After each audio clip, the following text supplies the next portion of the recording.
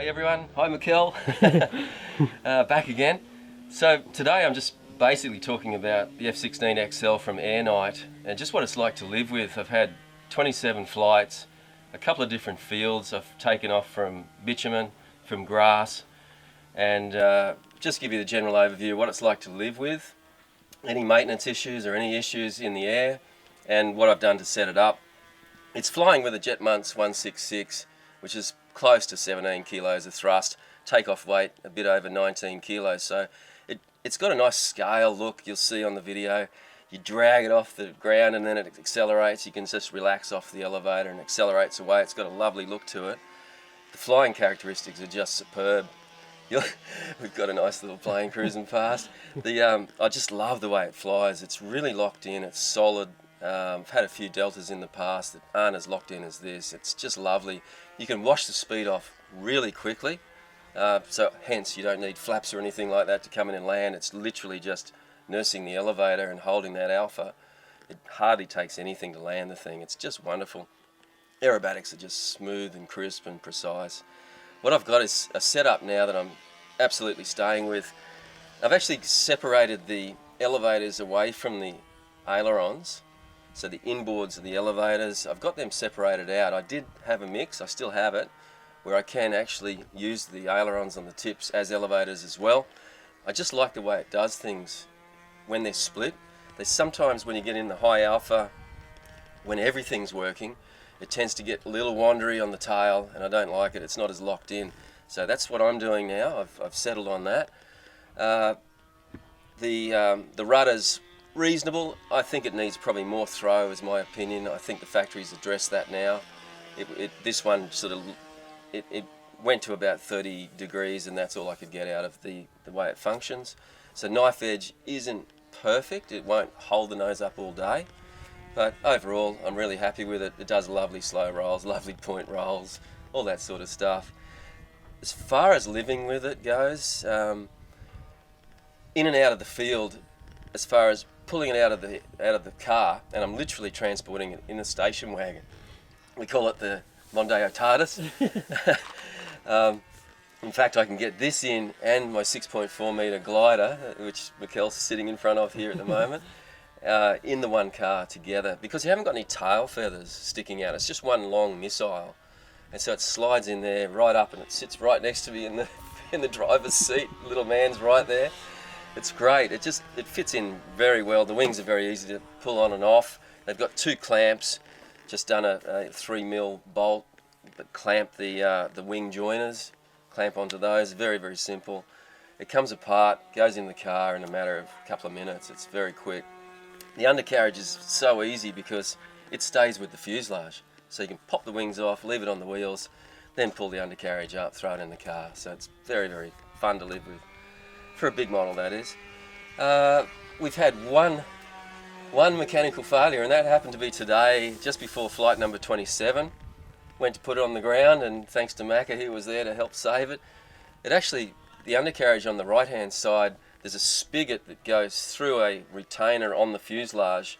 It's got a little bit of thread on it, and it's got a nylock nut, 5mm, we found out. Yep. That had fallen off. And it can't be tightened up, as we just found out. I tightened the other one up just to go, oh, I better check that as well. And I over-tightened it. It's actually, the spigot's got to move in its little housing as the undercarriage comes up. It's quite unique. I think JP, if you're listening, could do a little bit better. They could probably put a standard nut there with maybe a split pin, extend that spigot out a bit further, get a hole through the spigot. Yeah. And allow that so it cannot wind itself off, because you have to have some movement. You can't just tighten the thing right up. Luckily it happened on the ground, and thankfully that's the only fault I've had with the whole aircraft. It's just been absolutely faultless apart from that. Otherwise, fantastic. I love it. Thank you, AirKnight, and we've got a big F-86 coming from AirKnight to test shortly. Very exciting. And I'm really looking forward to that, because a lot of the feedback from this, they've listened, they've adapted it to the production version of this, which is called the V2 Pro, yep. I believe. Yep. It's out on the market now, so guys, if you're thinking about it, don't hesitate. They won't be around forever. It is a unique aircraft, and it's got awesome history. Check out Mikkel's first video. Yeah, we'll put a link in the description. Yeah, link in the description. Yep. And just while we're on that, Mikkel, you've had a branding change from Mickey BRC of YouTube. Yeah. So basically, because we're kind of joining forces, we're seeing more of you on camera. Our tame pilot, Yoda. We've kind of rebranded and changed it to, which you will see now, a Squawk VFRC, which encompasses both of us. So yeah, we thought it was just like a logical choice instead of just being Mickey BRC. Yep. It's not just Mickey B anymore. It's Yoda as well. So we're combining forces in that respect. Anyone previously subscribed, it'll just go straight to... It'll just be a new brand, yeah. Okay. And anyone looking for you now, Squawk? Squawk VFRC, you'll see a link or a thing up, a card up here. And a website too? Website's coming along, so we're building a website for things, especially because we found when we did the build log for this particular jet, trying to find places where we could put it up online. There is the RC groups and things like that, but we wanted our own website which we can add on to it as we go through and just put links on the different websites, but have our own blog, build log of these sort of things. Really happy with it, guys. So just a short video today just to let you guys know what it's like to live with after 27 flights, just about to go for 28.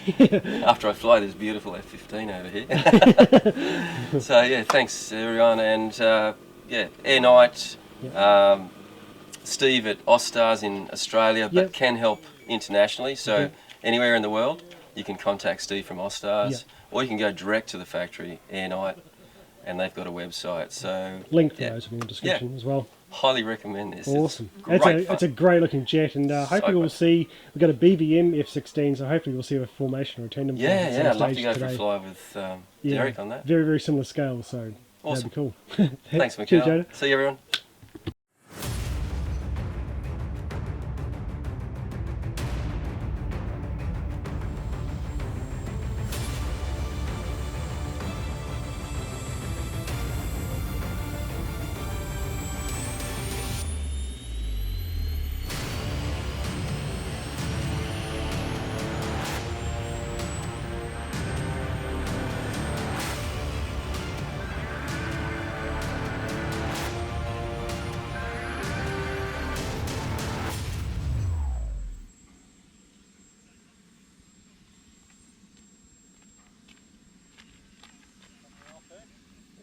Straight in after you. You'll probably accelerate a bit harder than me. Take it easy until I hit the bumps. Yeah. Okay, rolling.